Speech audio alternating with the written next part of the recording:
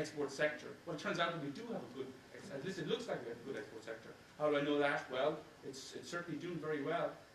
So it does look like we have a strong export sector. If you look at the industrial production numbers, it's not just Viagra from Pfizer, or it's not just Medtronic around here, it's small domestic companies. And recently, agri-food and computer software, indigenous companies have been growing their exports strongly. Now what is it sounds like if you have export-led growth that if you're involved in domestic business, you're completely goosed. But that's not true. It's export-led. But that doesn't mean that the only thing that will ever grow is exports. Because what happens? Well, the exporters start selling more goods and services abroad at the beginning to do that. They can't keep doing that forever without hiring new people. They eventually have to hire more people. They can't keep doing that with the same size plant and machinery. They eventually have to build more plant and machinery. So eventually they have to hire more people. You've seen more hires in some export sectors. Eventually they'll have to either retrofit their current plant or build a new plant. You saw the announcement on Saturday from Intel, for example. So eventually they will have to expand exporters. You cannot keep producing and selling more and more goods with the same amount of capital and the same amount of labor. You can't do it. So they hire more people. Now the people they hire have got a bit of extra money in their pocket. They're coming off the dole or whatever. They go and they shop. Now the retailer benefits. You've got to build slightly bigger premises or buy new machines. The construction industry gets a bit of a lift. The people who build that new premises, the workers, they now have extra money in the pocket. They go and they shop. So now you have increased business for restaurants, increased business for retailers, increased business in the leisure centre. Now the domestic economy is being dragged along. It's a train. The exports are the engine, and then the domestic economy is the rest of the train. It's export-led growth. If you look in the 90s, exports were growing very rapidly, but so was consumer spending, and so was investment. And what was happening? Well, again, the exports were driving everything, and people who had money in the pocket, they were going out and spending. And that's the way it's going to have to work. It's going to have to be the exporters lead this, and then it trickles down, or the rest of the economy gets dragged along. Why do I say it has to work that way? Well, the only other way to work is for the domestic economy to be the engine. But how would that possibly be?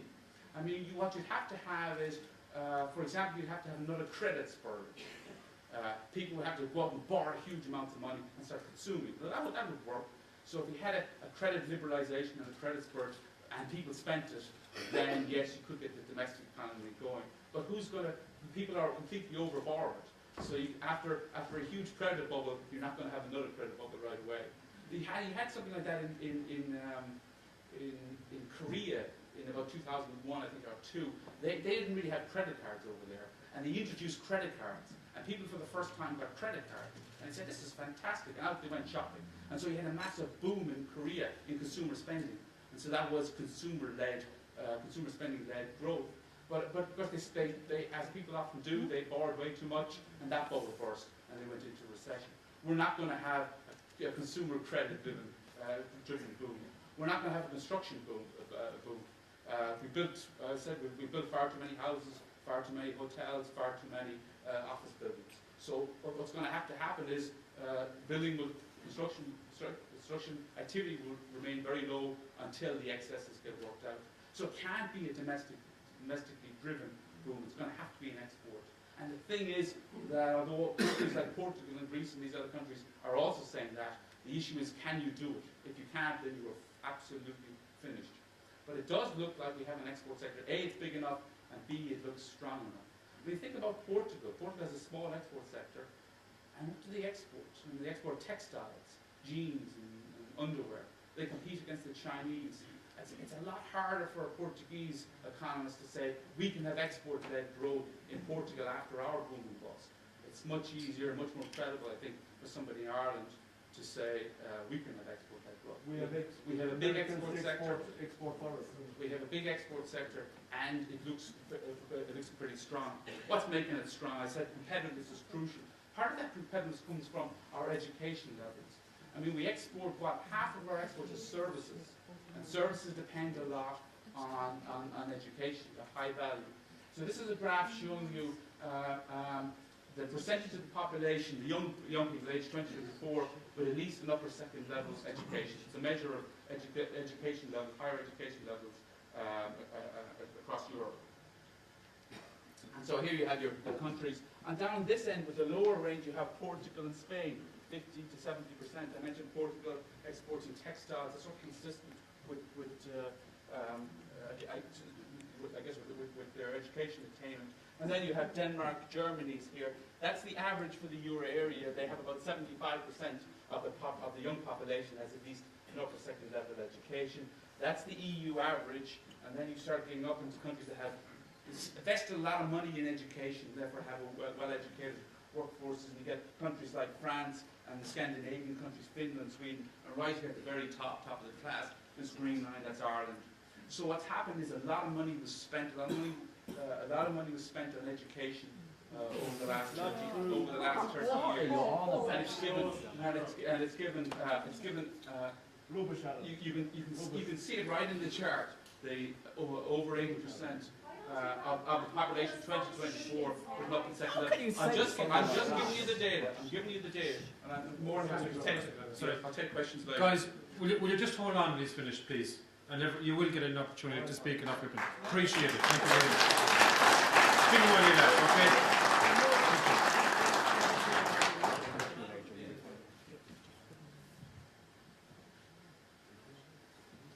What else matters for the strength of your export sector?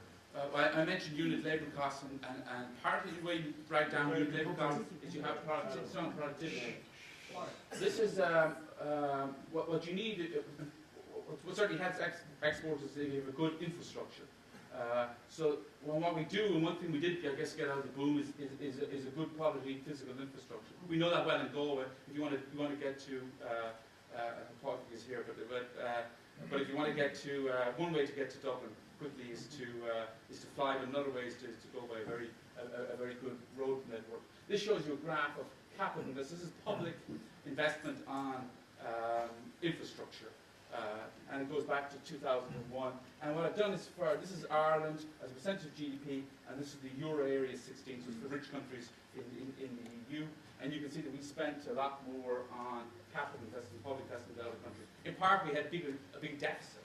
Our infrastructure was not in as good a shape as other countries. We had to catch up, but we do seem to have caught up. And so if you have an educated workforce, and if you have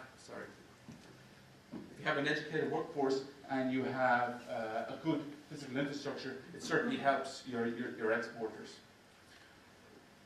One thing, think about what this what this strength in exports is doing. It's moving our current account balance into a surplus. Now, what does the current account balance? Well, the current account balance is a very broad measure of our trade balance. It shows our position vis-a-vis our trading values. So what we had is that what you've seen over the in 2008, we had a very large current account deficit, and that deficit has swung around, and the projections are that in 2011 we're going to have a current account surplus, a small current account surplus, but nevertheless a current account surplus. And that surplus is expected to increase over the years, and so by the time we get to 2014, with a current account surplus of about 2.5–3%. Current account surplus is a measure of trade activity, but every trade, when you buy and sell goods, there has to be a financial transaction, somebody has to pay you money. So it's also a measure of financial transaction. And in particular, what it tells you, what's useful, it tells you how much the country as a whole is borrowing or lending to the rest of the world. In other words, when Ireland had a current account surplus of 5% of GDP, we had here, Ireland as a whole, everybody in Ireland, banks, the government, private individuals, add them all together, we were borrowing equivalent of 5% of GDP from abroad. What's happened now is next year we're running a slight surplus. That is, we are paying down our external debt. That is, we have borrowed a lot of money. This is the economy overheating, borrowing it from abroad. But very rapidly, this current account is moving into surplus. So in these years, we're paying down external debt. This is national deleveraging. The country has a big external debt. There's a lot of debt around, but it's starting to be paid off. I mentioned the strength of our exporters, and I mentioned the weakness in the domestic economy. The domestic economy is almost certainly going to stay weak for a considerable period of time. And the problem there is that after a credit boom and bust, and a property boom and bust, you have huge amounts of debts around the place. There's a lot of government debt, a lot of private debt, and people, when we have a lot of debt, try to pay this debt down. When you're paying down debt, you're not spending. So what people are doing, if you look at the savings rate, it's about 12% of disposable income. People are saving very rapidly. That is, they have lots. They're putting more of their disposable income towards paying down debt than they have done, than they have ever done. Their debt levels are too high. They're trying to pay them off. The four-year plan that was issued just before Christmas, the government's four-year plan, it forecast, or it was based on certain forecasts for growth. So what I wanted to show you what has happened recently to GDP and what these forecasts are. As I mentioned, we've seen over 2008 to 2009 a rapid, huge drop in GDP. The forecasts that the four-year plan was based on is given here. So what's forecast is for 2010 is that GDP to be more or less flat, and then for GDP to pick up slightly, growth of about 1.75% this year, and then growth picking up again in the following year. The average growth 2011-2014 is projected to be about 2.75%. Now again, what's happening is this year is it's really exports. The domestic economy remains weak. Export sector grows. We've seen those exports grow. Those exports keep growing, and eventually the export sector drag the domestic economy out of it. The deleveraging will go on for many years, so we're not going to see growth rates back up to 6-7%, growth rates of less than 3%, but the economy is starting to grow. These reasonable forecasts, I think it was Yogi Berra said that what's difficult about forecasting is difficult, especially if it's about the future.